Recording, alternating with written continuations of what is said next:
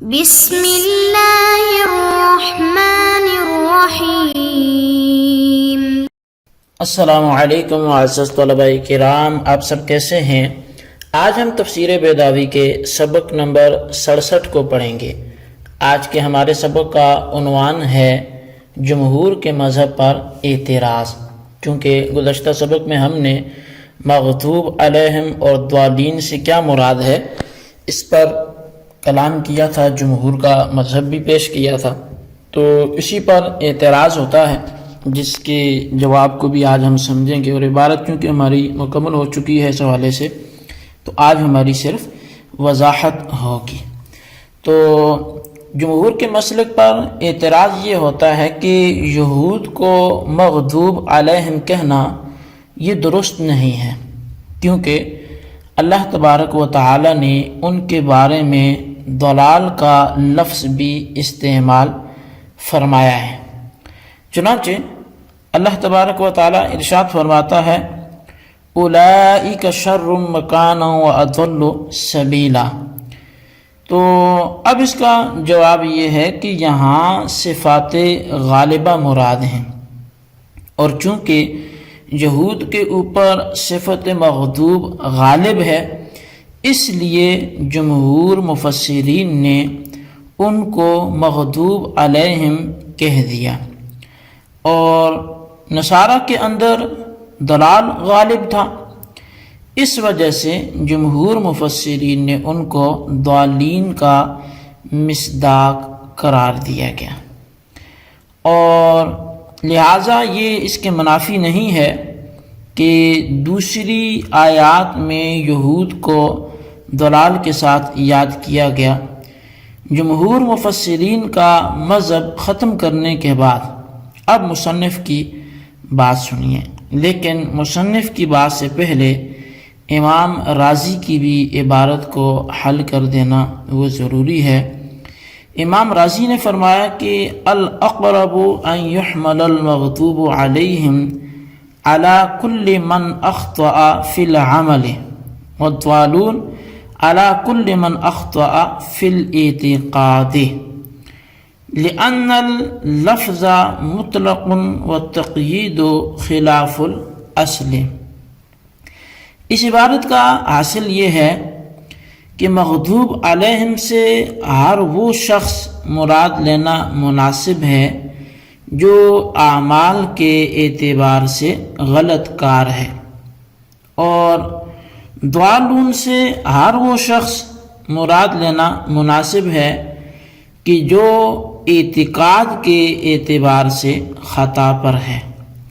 تو گویا امام رازی رحمۃ اللہ تعالی علیہ نے عموم کیا ہر مخطی فی العمل اور مخطی فی الاعتقاد کے اندر، یعنی مغضوب علیہم کو عام کر دیا ہر مخطی فی العمل میں، اور ضالون کو عام کر دیا ہر مخطی فی الاعتقاد میں۔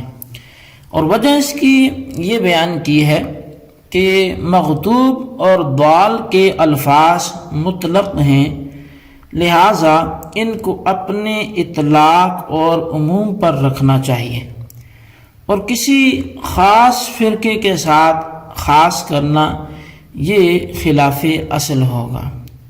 اچھا، یہ تو امام رازی کا کلام تھا۔ ایک بات یہ بھی سمجھ لیں کہ حق سے مراد قاضی صاحب کے کلام میں وہ احکام نظریہ ہیں جو مطابق للواقع ہوں، اور معرفت کی دو قسمیں ہیں، ایک معرفت لذاتی ہی ہے اور دوسری معرفت للعمل بھی ہے۔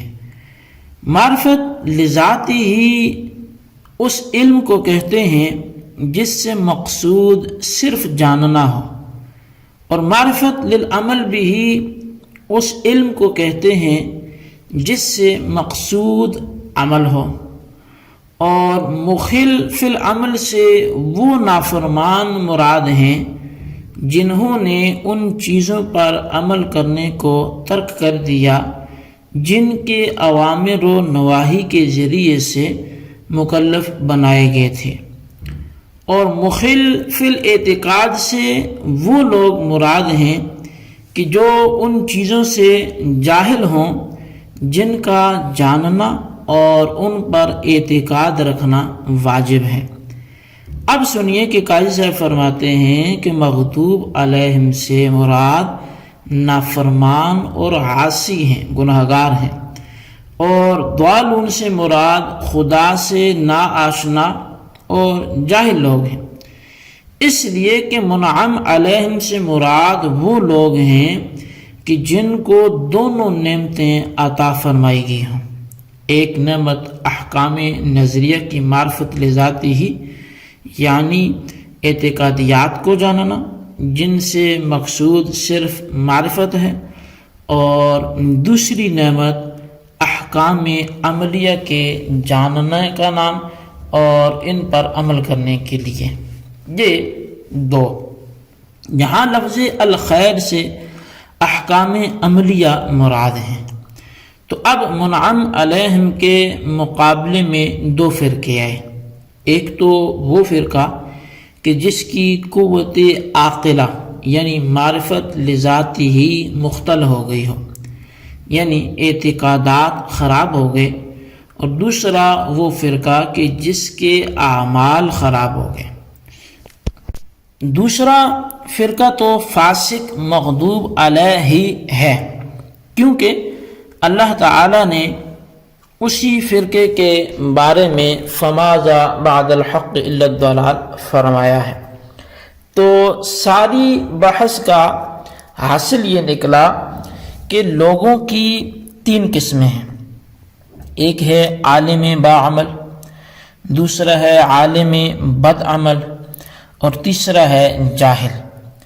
اول تو منعم علیہ ہے، دوسرا مغضوب علیہ ہے، اور تیسرا ضال ہے۔ اور چونکہ منعم علیہ کے اندر دو صفتیں علی سبیل الاجتماع ملحوظ تھیں اور ان کے مقابلین میں ایک ایک مفقود تھی، اس لیے اللہ تعالیٰ نے مقبولین کا تو ایک فرقہ شمار کرایا اور ملعونین کے دو شمار کرائے۔ قاضی صاحب نے اپنے ذکر کردہ مسلک کو اوجہ قرار دیا ہے، حالانکہ وہ روایت مرفوع کے خلاف ہے، کیونکہ روایت مرفوعہ جمہور مفسرین کی موافقت کرتی ہے۔ اوجہ ہونے کی وجہ پھر کیا ہے؟ تو اوجہ ہونے کی وجہ یہ ہے کہ حضور صلی اللہ تعالی علیہ وسلم نے مغضوب علیہم اور ضالین کی تفسیر میں یہود و نصارہ کو ذکر کر کے تخصیص کا قصد نہیں فرمایا، کیونکہ قرآن پاک میں جمیع کفار کے لیے یہ الفاظ استعمال ہوئے ہیں۔